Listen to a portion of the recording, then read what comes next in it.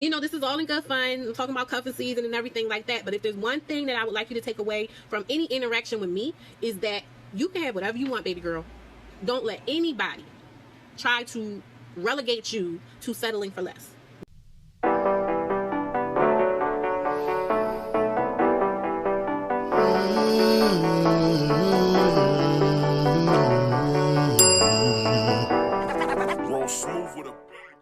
All right.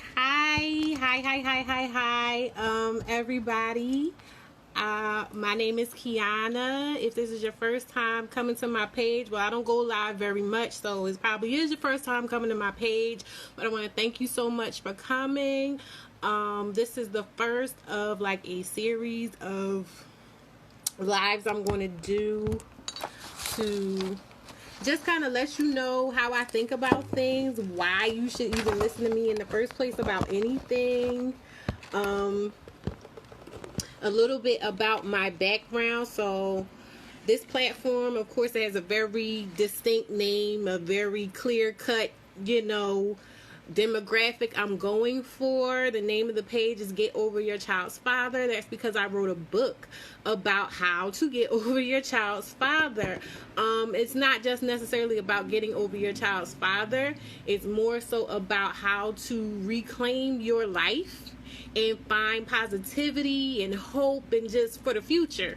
You know what I mean? And just really learn to love your life, even if you've been struggling with trying to make a relationship happen with your child's father. I've seen it so much. I'm a single mother of 2 daughters, and I've been a single mother for almost 17 years now, and I've been through some stuff. Like, I really was sitting in trying to go over. I got a whole outline of notes and stuff I want to talk about, but I've really been through some things as a single mother. And what inspired me to write a book in the first place was because whenever I was going through all that stuff, or as I was going through all that stuff, I just was like, I really need help. Like, there's no manual for this. And I just remember feeling so hopeless and so helpless, and just saying to myself, like, whenever I get through this, I'm going to help people. I'm going to help people to navigate this stuff, and I want people to know that they are not alone. So that being said, the topic of tonight is how to get through cuffing season with your dignity intact. Now, everybody should know what cuffing season is. For those who don't know what cuffing season is, it's this time of year when the fall hits and you start getting a little cool and you want to snuggle up with blankets. Yes, you like, girl, this is everybody. This is Mac and Pat McGrath. I'm upgrading, okay? Leveling up. So, like I was saying, you start wanting to have somebody there to cuddle and snuggle with, and do a little other couple of things with. But a big problem that I notice for single mothers is we wind up doing the cuffing season thing. We get in over our heads. And then we think, oh yeah, I can handle it. I'm just doing my thing. I'm in control or whatever. And then by the time, New Year's, income tax season, Valentine's Day come around, we going through all this drama and everything stemming from it really started during cuffing season, because we got a little lax, got a little loose, and it got out of control. So I just wanted to give a few pointers that I've learned, like I said, through trial and error, through things I've seen my friends go through, and it's really meant to be lighthearted. Like, I do want to say, like, my platform is about a lot of serious subjects, but mainly overall, what I want to do with this platform is I want to help single mothers reclaim their girlhood and their womanhood. Because you get on social media and they're either talking about single mothers like we're just these deities that don't feel pain, we don't need no help, we don't need no softness, or they're talking about us like we're, the stem of all the problems. You know what I'm talking about when God's talking about everything is a single mother's fault. The way men act is a single mother's fault. The way women act is a single mother's fault. So like I said, either we're just these super women that don't need nobody to treat us like a girl, or we're just not worthy of being treated like a girl. And I'm like, I don't like that. I don't like that. And so I wanted to create a space for us to come and just be girls again, and just rediscover how to just be girls again. So that being said, I want to get into the thing. So, first thing is, when it comes to surviving cuffing season. There's a couple of norms. You gotta forgive me. I'm gonna tell y'all right now because I'm nervous. This is like my first time really doing this, and I'm trying to set up a structure here. There's no structure, so this is like a trial run, and I please beg you, any notes you have, like, you can inbox me, you can leave me some comments on the live as I'm talking. Mind you, I do wear glasses, so I can't really see, so I'd appreciate inboxes so I can read them later with my glasses on. But you know, I'm just trying. I want to do this for you. You know, I want to connect with you guys, and like I said, even if this doesn't go well in my own mind, I'm still going to do this again next week, and the week after that, and the week after that, and the week after that. So I just want to get better and better, and I need you guys' help to do it, and I need your help to tell me what it is you want to see, you know, so do me that solid. But now to the meat and potatoes of this here video. So how to survive cuffing season with your dignity intact. What is the first thing you need to do? So the first thing you need to do is you need to set a mindset. You need to sit down with yourself and you need to envision what it is you really want to experience for this cuffing season. And I know that may seem like a lot of work to do when it's supposed to just be fun, but the problem that we encounter a lot is that we don't take the time to really think through what it is we want in any given situation, and that's necessary even when it comes for fun things, because that's still a goal. So if you have a goal in mind, you need to know exactly what the goal is you're aiming for.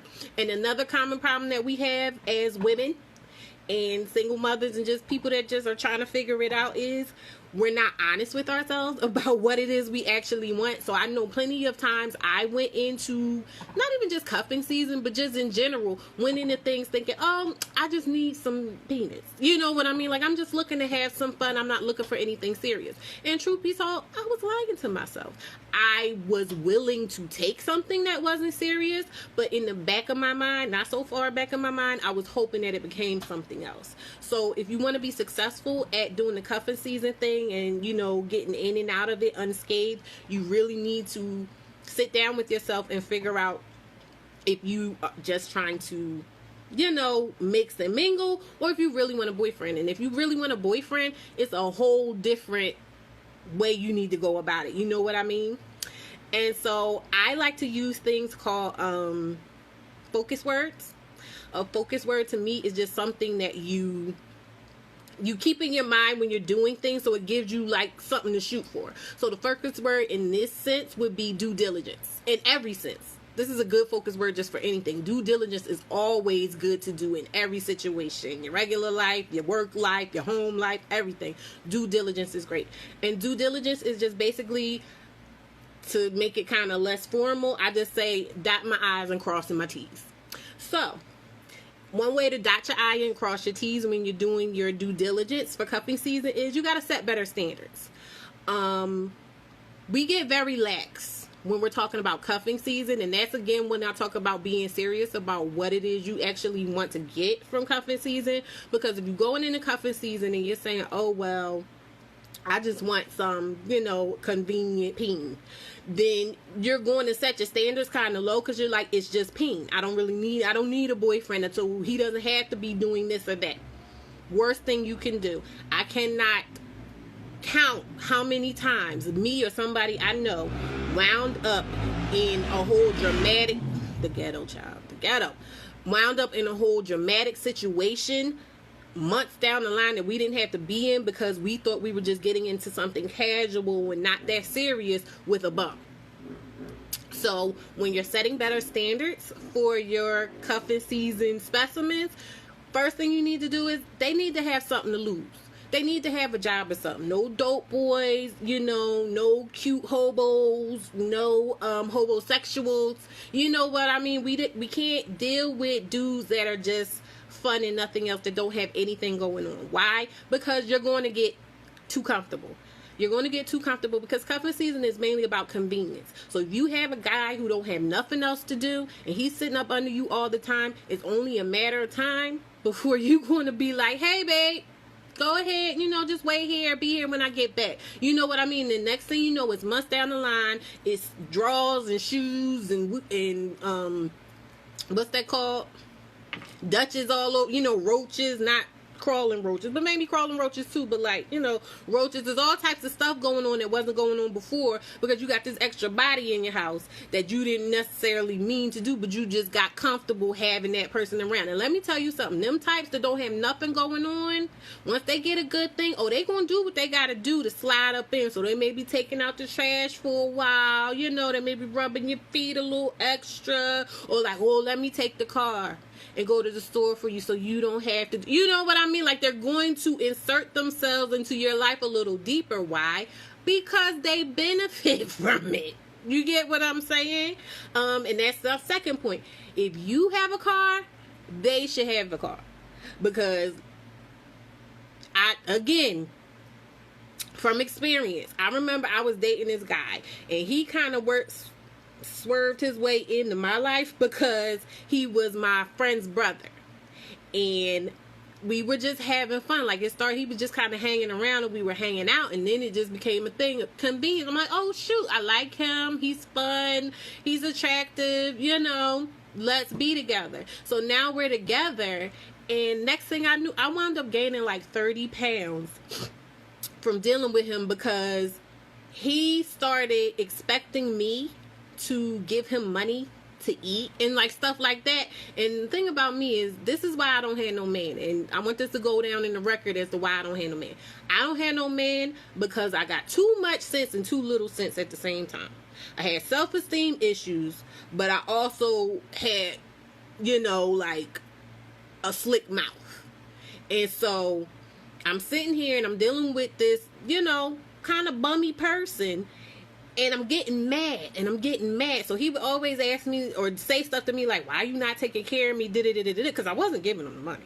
But he would just be like, why are you not taking care of me? Yada, yada, yada. So what started happening to me that I didn't realize was I was eating fast food about 2 and 3 times a day to spite him. I swear on everything. I did not realize that I was doing that, but it was just one of them things where I was like, you ain't eating, but I'm eating. You know what I mean? Why was I doing that? Because I was messing with somebody I had no business messing with. He was getting on my nerves. So when you dealing with them low caliber people, even though it may seem like you're getting, you know, something out of it for not a lot in the first place, you wind up paying for it in the long run. So I had to lose all that daggone weight. You know what I mean? And we wound up going through a couple other things. Like the way we wound up breaking up. One day I was just sitting in the car with him. He was talking, getting on my nerves. I was like, you're not going to drive me crazy. You know, like I literally had to just snap out of it. Like, oh no, this ain't it. This ain't it. So there's that. They need to have their own car. Same dude. I had a car. He didn't. I remember I let him hold my car sometime in the afternoon. This fool didn't come back till like 2, 3 o'clock in the morning. He went to the club in my car without me. Didn't even invite me. You know what I mean? Like, it was just crazy things like that. And then you find yourself sitting there thinking to yourself, like, am I really this stupid? You know what I mean? But you just got caught up because you weren't doing your due diligence. And making sure that you were dealing with the type of person that, A, wouldn't take advantage of your generosity, B, had too much going on to be trying to scheme and scam and sloop and slip on you like that. So, you know, it's really important for you to set better standards for who you're taking in as your cuff buddy. Also, and when we're talking about setting the standards, you don't need to be giving no vajayjay to anybody who does not take care of his children. Now, I know in our mind, in our front mind, we'll be like, oh, I would never, I don't mess with nobody.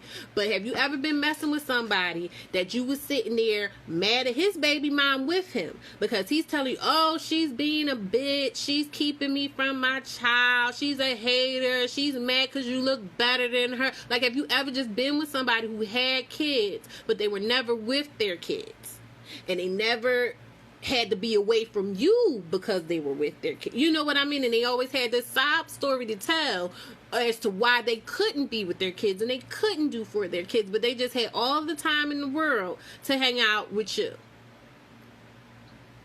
Yeah, we're not doing it. We're not. No. We're not doing that anymore, okay? We have to be better.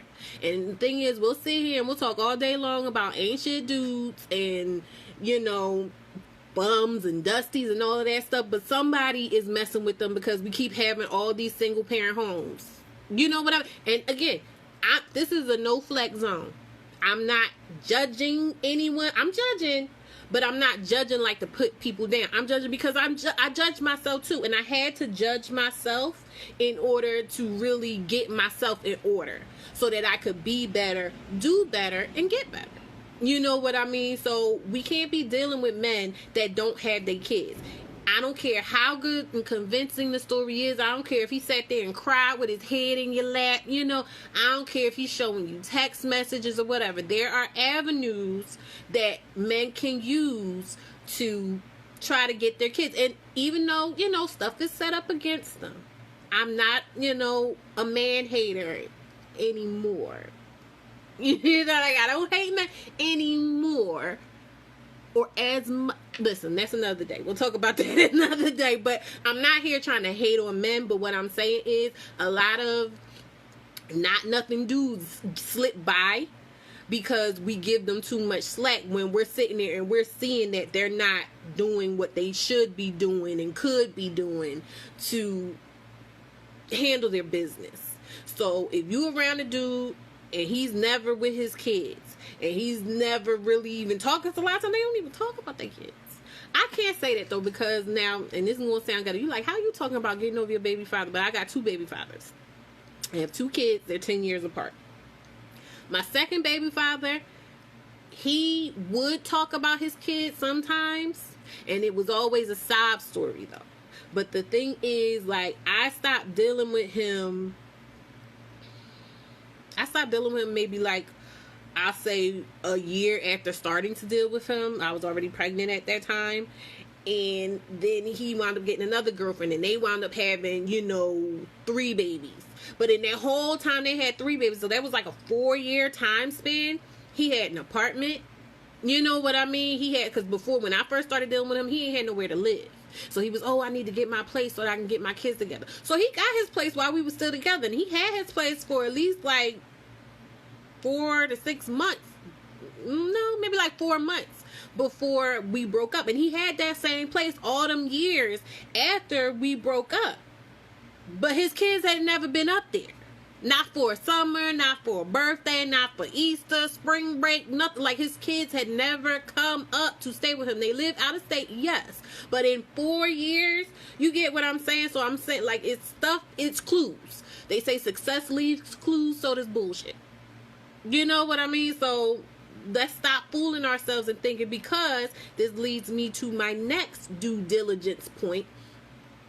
You got to be on top of your birth control. I got both times because I was lax about birth control.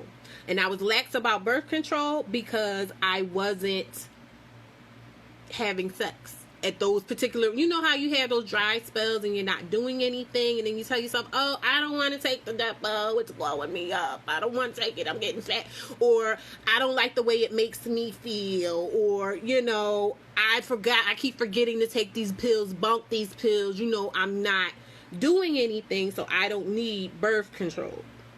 And then you start messing with one of these ones, and then next thing you know, you pregnant, and you sitting there with him like, his baby mom is crazy, and then you become the second or third or fourth baby mom that's crazy and won't let him see his kids, when you just sitting there begging him to see his kids, begging him to take these daggone kids so that you can work and sleep and do whatever. You know what I mean? Like, these things don't happen to us out of nowhere. They're preventative. We can prevent them. You know what I mean? And just so you know, if you didn't catch on, my platform, yes, is about reclaiming your girlhood, but it's also about being accountable so you can enjoy it. Because the problem that got us in this position was that, you know, we enjoyed it a little bit too much, but we didn't do our due diligence. Can we agree on that? You know, I think we can. So I'll just keep going. But yeah, you got to take care of your birth control. Now, I never try to say things or tell people to do things that I'm not willing to do first. Me, myself, I was celibate for 4 years. The first 4 years of my youngest daughter's life. She's 6 now. And then I was dating someone briefly. And then I've been celibate for like the last 2 years. That being said, I've had a Nexplanon implant in my arm since the November after I had her. I had her in April. So then I went back to the doctor and I got Nexplanon in my arm that November. Mind you, I knew that my intention was to be celibate. Like, in my mind, I was never going to have sex again. But I also knew enough about myself 2 kids later to know that I had said that before. You know what I mean? It just so happened that I was in a different headspace, that I actually did mean it and I actually did keep up with it. But for me, the Nexplanon was more symbolic of me being responsible. You know what I mean? Because I'm like, this is one less thing I have to worry about. And this is one less thing that'll cause a whoopsie, if I'm not doing my due diligence in other areas. So I really wanted to just do better than I had done before. And the thing about that is that, like, I got the Nexplanon, and like I said, I didn't intend on having any sex, and I didn't for years. But, again, this is between us as single mothers. A lot of times we'll sit there and we'll tell ourselves, oh, we're really responsible when it comes to sex. But how many times were you just like, you know what? I've been messing with him for so long. We don't need to use a condom. You know what? And this is on top of not doing the birth control. We don't need to use a condom. Or I'm allergic to condom. Or he's allergic to condom. Or he doesn't like the way they feel. Or I don't like the way... You know what I mean? Like, there's so many concessions that we make for different reasons in the heat of the moment that puts us in the positions that we find ourselves in. And again, doesn't negate any of the negative things we go through, doesn't negate any of the BS things that people do to us. But the truth of the matter is, like, we have to take responsibility and we have to do our due diligence to keep ourselves from falling prey to these situations and going through these things. Because after a while, what they say, if you keep doing the same thing over and over again, expecting to get a different result, that's insanity. You know what I mean? And the fact of the matter is, like, ain't nobody trying to give us passes. You know what I mean? Like, ain't nobody really out here trying to give us passes. Not even the government. The government ain't giving out the same type of passes they was giving to single mothers when I was a kid.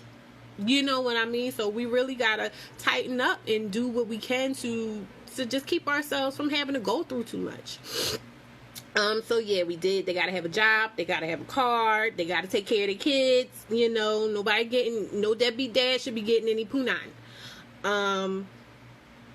Yeah. So this kind of goes in with the other stuff too. No projects. No charity cases. You know what I mean? Again, in my case, and also in a friend of mine's case, I had a friend who was dealing with somebody, and it was a situation of convenience. It started out as a situation of convenience, and then it kind of morphed itself into a charity case on her part. At least that's what she was saying. That's how she framed it. She was just like, oh, he needs a good example. It changed into different things over time, but it was like, oh, he needs a good example, or oh, he's really got a kind heart, or, oh, he just, he'll learn something being around me, blah, blah, blah. It's not your job to teach and mold and nurture anyone but your children. And maybe somebody who is coming into your life and bringing positivity and helping you to get through the stuff you have to do as a partner. But we shouldn't be trying to heal these wounds of these men. You know what I mean? Like, we're not a Yama. As much as I may try, we're not a Yama. We can't fix their lives. You know what I mean? So we shouldn't be putting so much of ourselves into trying to turn them into the men that we need. You know what I mean? And like I said, it starts in cuffing season, or it starts in you met him at the party. Like, it starts innocently enough. Nobody I know ever really kind of went into something like, you know what? I see him hanging on the corner every day. He needs a mentor, and that mentor is me. Nobody does that. You start messing with somebody, you either like the penis or you like the attention, or something's going on, but other things are going on, and so in your mind, to keep dealing with that person, you say, oh, well, I can fix them. I can fix them. I can be a good influence. I'll show them the love they never got from the mommy or their daddy or their sister or their brother or their other baby mother. Or, like you just think that you can be the factor that's going to fix them. And then the next thing you know, you turn around, you either pregnant again, or you done lost your daggone income tax money because you trying to let him come up, and be a hood entrepreneur or whatever. Like, you just find yourself at a deficit all the time because you keep taking on these projects. So we got to stop doing that. Like, if you going into cuffing season, like I said, you got to get your mind right. You got to know this is for fun. And if it's going to be fun, you don't need to be taking on any kind of extra stress, drama, or trauma and trying to, turn that into fun. So my second, that was just the first one, right? Or the second one, I don't know. My next point is you need to establish your expectations with him. You need to do it early and you need to do it often. Another way I think we kind of do ourselves a disservice is we get into the mindset of, I don't want to be a nag. You know what I mean? And I don't want to be a nag comes in many forms. It comes in, oh, well, we're not together. You know what I mean? Or, oh, it's not that serious. I don't care that much. Or, I don't really talk to him in the street. We just make it seem like we don't get to set any kind of standards or expectations because it's not a real relationship. But it doesn't matter. It's still your life. It's still your time. And one thing I had to learn and really drill into my own head is the one thing in life that you cannot get back, the most valuable thing you have in this world is your time, because you cannot get that back no matter what you do. You can lose money and make more money tomorrow. You know what I mean? And even though, your children, they say your children are so special, whatever, but you can have more kids. You know what I mean? But you can't get your time back. Okay? You can't get your time back. You cannot replace time that is lost. And so whenever you're spending your time with someone and giving them your attention, whether it's good or it's bad, it's still gone. And you gave it to them. And you're not going to get it back. So we need to start being, more discerning about how we're spending it and who we're spending it with. So when it comes to that, if you're establishing the boundaries early on and some norms and standards, that way once they violate those standards, you can be like, we discussed this.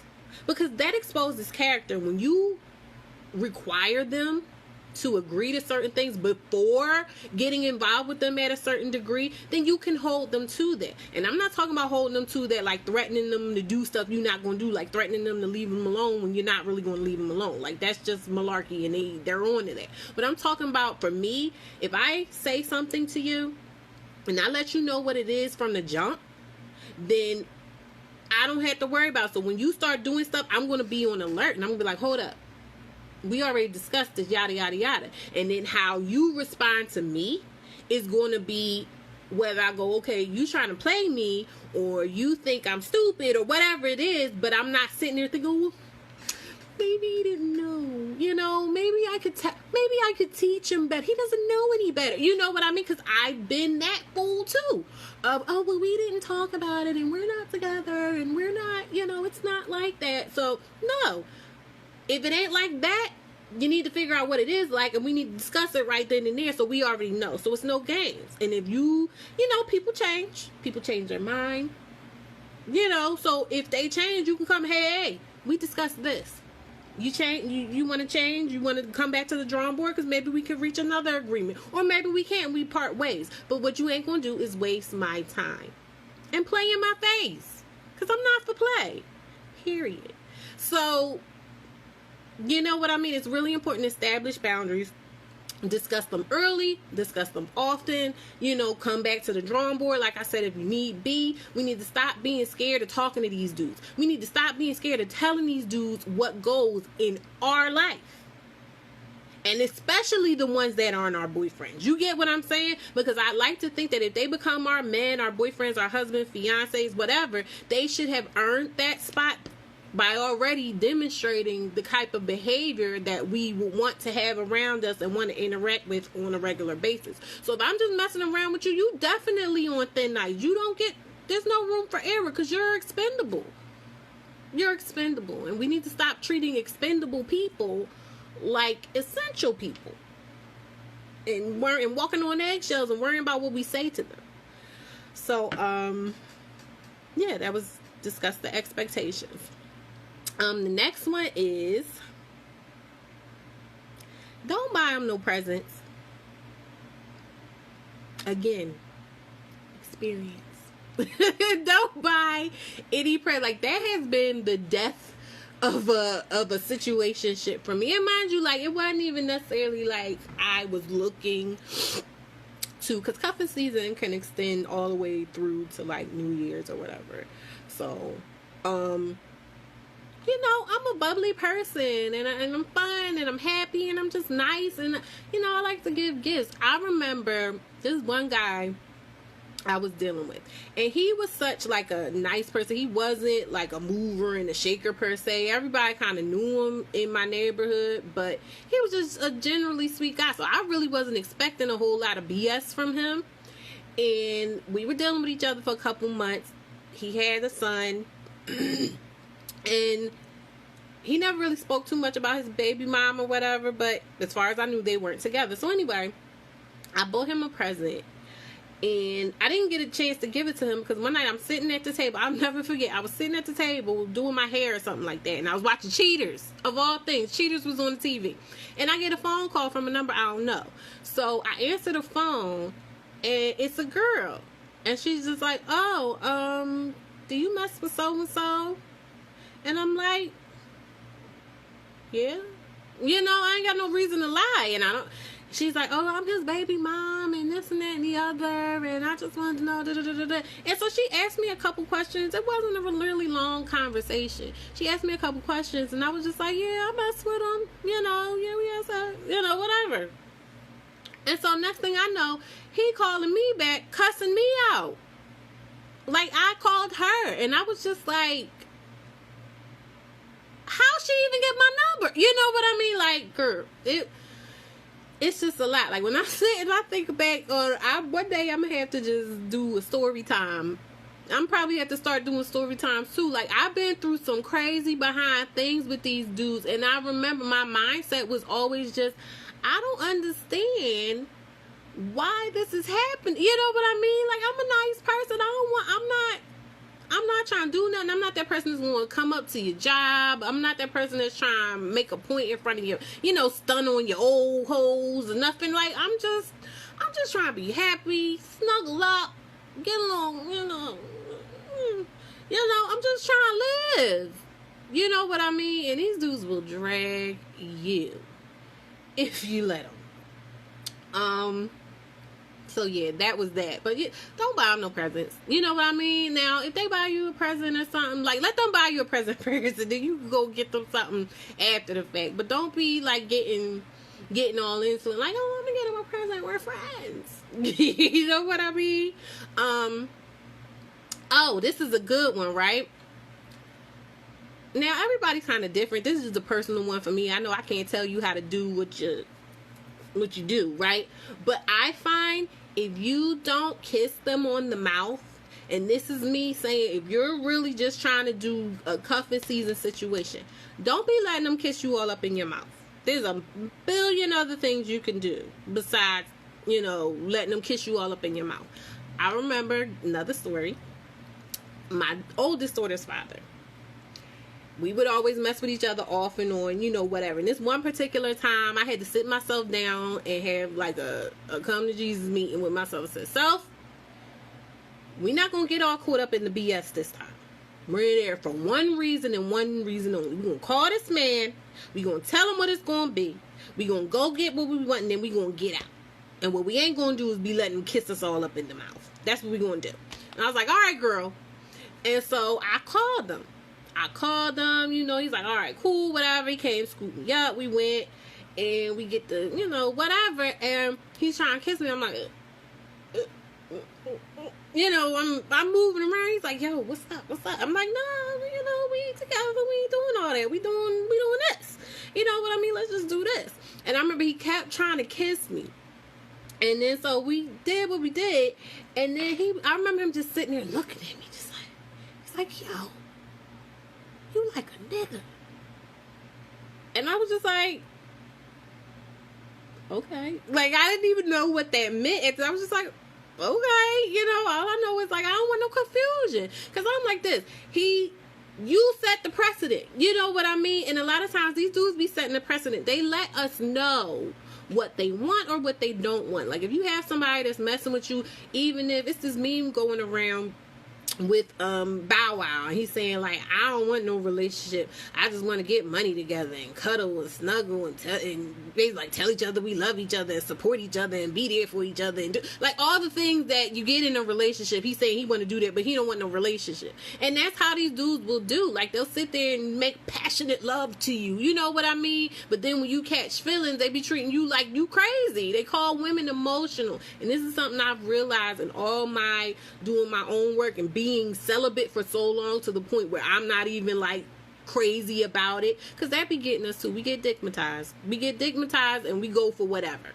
So being able to come to cure myself of the digmatization, I got a vaccination against digmatization now. I've been able to see things a lot clearly, and these dudes are the emotional ones in a lot of senses. Like, it's rational for us to catch feelings in a lot of these instances because they be playing games with us.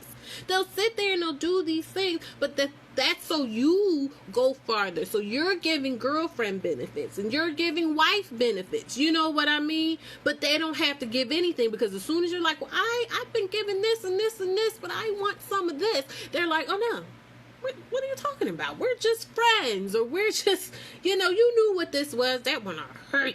You knew what this was. You know what I mean? And so we got to really start accepting and be like, okay, this is what it is. But if this is what it is, this is what it is. You know what I mean? From my end, we don't do those. You know what I mean? So you got to be really, really strict with these dudes about keeping your emotions to a certain degree or out of it altogether, because they'll have you really messed up.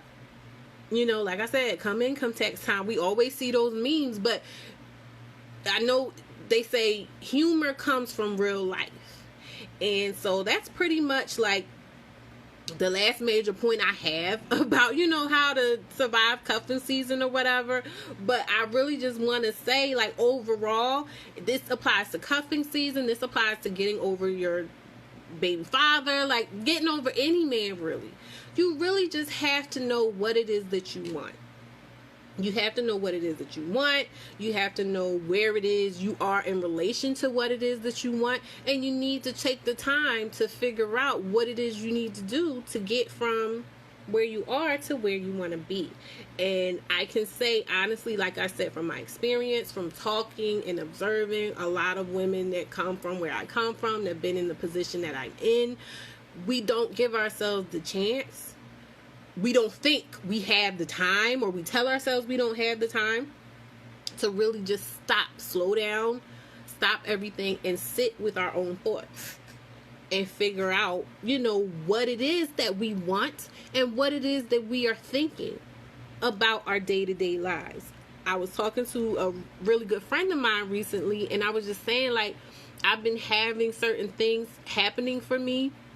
Certain doors seem to be opening up for me that weren't opening up before, that I didn't know whether or not would ever open for me again. And I've been finding myself, because I've taught myself how to sit still and quiet with my thoughts, I've been finding myself catching negative thoughts, like right then and there.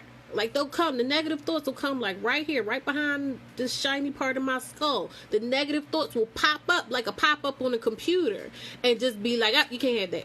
That's not true. He's lying.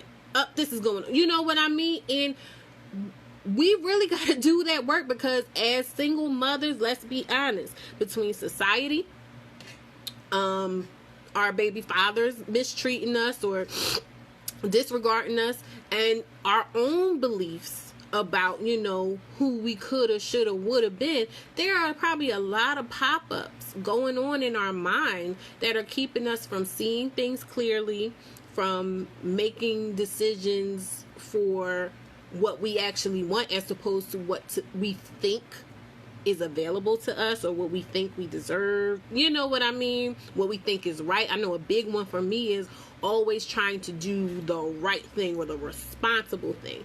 And for me, the responsible thing had to be something other than what I actually wanted to do. You know why? Because I learned from my family patterns that anything fun had to be bad, and anything, to be responsible, you had to be constantly like, I gotta give my last, I gotta be a slave, and I gotta be up on the cross. And if you weren't doing that, then you weren't doing the right thing.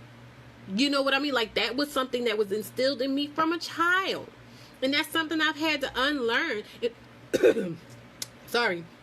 In order to get to a point where I was even willing to take the time to sit down, to write a book, to, and try to take the classes necessary to figure out how to market a book and build the platform and everything. Because guess what? In my old thinking pattern, what I'm doing right now is a waste of time. I should be doing something else. You get what I'm saying? So it's just so many things that you may not realize, or you're setting yourself back, and you're putting yourself in a position to settle for less. And this is all in good fun. I'm talking about cuffing season and everything like that, but if there's one thing that I would like you to take away from any interaction with me, is that you can have whatever you want, baby girl. Don't let anybody try to relegate you to settling for less. Not even yourself. Not even yourself, especially not yourself, because truth be told, we look at all the people that we admire, the Cardi B's. I mean, I don't know if you admire or not, but the people that are doing really well in life, the Cardi B's, the Beyonce's, the Sierras, you know what I mean? They have one thing in common. I notice how horrible people talk about them. There are some people that just wish the worst on them, wish the worst on their children. You know what I mean? Like, evil, evil things. But then people keep on going. You know why? Because they're like, that doesn't matter. And like I said, nobody else can influence you unless you open the door. And one way to close the door on negative influences is to weed out the influences within your own mind that coincide with the stuff that outside negative influences are saying. You know what I mean? So with that being said, I want to invite you. I hope you enjoyed, my little chat. Like I said, this was my first time. I was nervous, but then I just kept on talking because I like to talk. And I get the raps. So I really appreciate those of you who stuck with me, and you were in, you were out, or whatever, and you're here with me now.